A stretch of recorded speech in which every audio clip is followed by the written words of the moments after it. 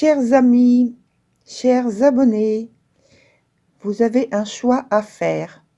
Aujourd'hui commence une phase d'interrogation sur vos valeurs et priorités.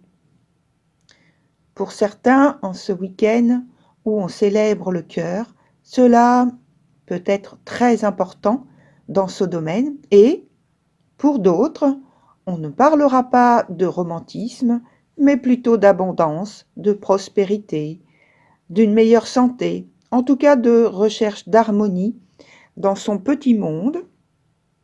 Alors, vous voulez ça ou bien ça? De toute façon, je suppose que vous aurez envie de redresser une situation qui concerne l'aspect affectif, donc qu'il soit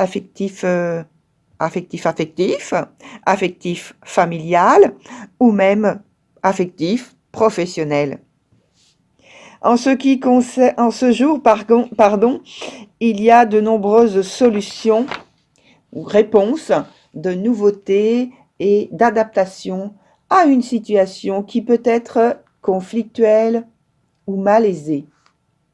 Nous avons à réfléchir aux initiatives et donc entre parenthèses, au coup porté, ou en offensive, ou en défensive, et donc je ferme la petite parenthèse.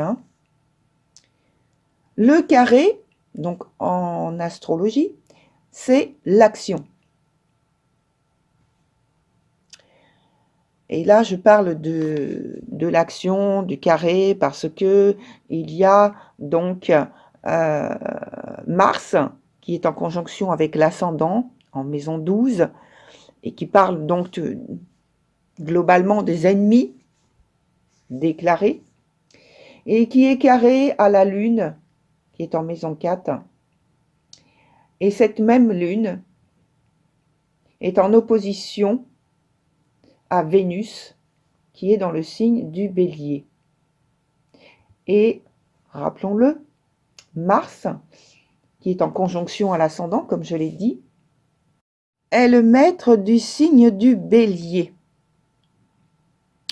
Voilà.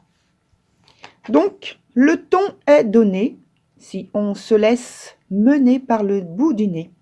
Sinon, au premier plan et avec plus de sagesse, tout est possible. Encore faut-il en distinguer l'interdépendance de ce tout dont la Lune, donc comme je l'ai signalé à l'instant, et entre parenthèses, il y a le maître donc du Cancer, où se trouve l'ascendant et Mars. Donc voilà, je referme la petite parenthèse, où dont la Lune, excusez-moi, est détentrice des germes en gestation qui apporteront la croissance d'un projet désiré, d'une esthétique, en tout cas de l'occasion de polariser suffisamment notre attention. Apporter une plaisante ou satisfaisante stylisation de ce que l'on cherche à exprimer en matière de sentiments, à offrir, à entretenir sous de bons auspices. La difficulté reste quand même de combler un sentiment de manque ou d'insuffisance de nos actions. Il y a une peur, peut-être, dans nos actes, que nos actes soient infructueux et nous laissent sur notre faim. Comment se départir de cette impression? On peut se consoler sur le moment, que ce n'est qu'un passage. Mais,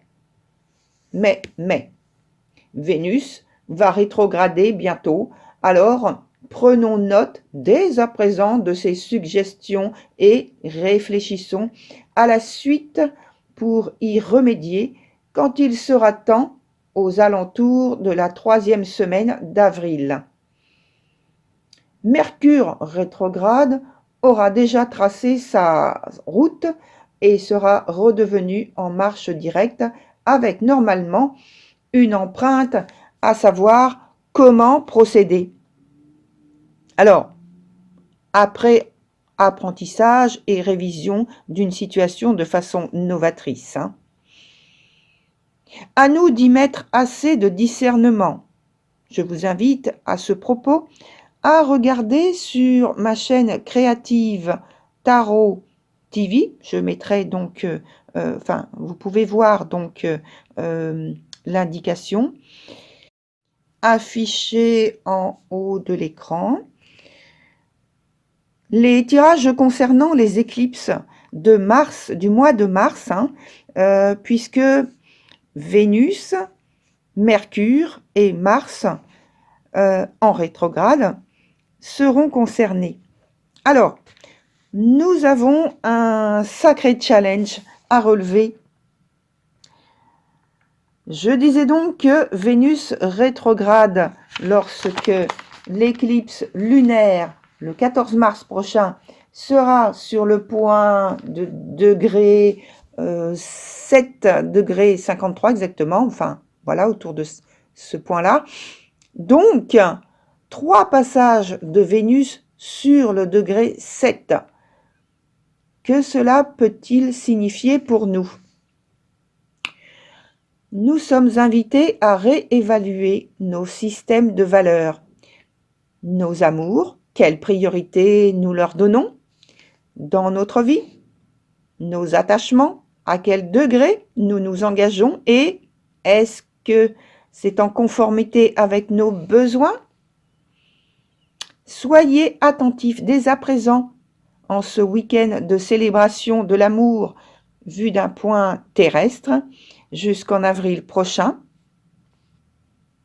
qui est donc le point culminant d'un nouveau départ, où nous devons faire notre pesée symbolique du cœur.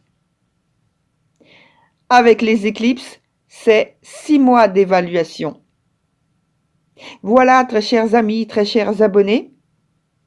À bientôt pour un prochain état du ciel.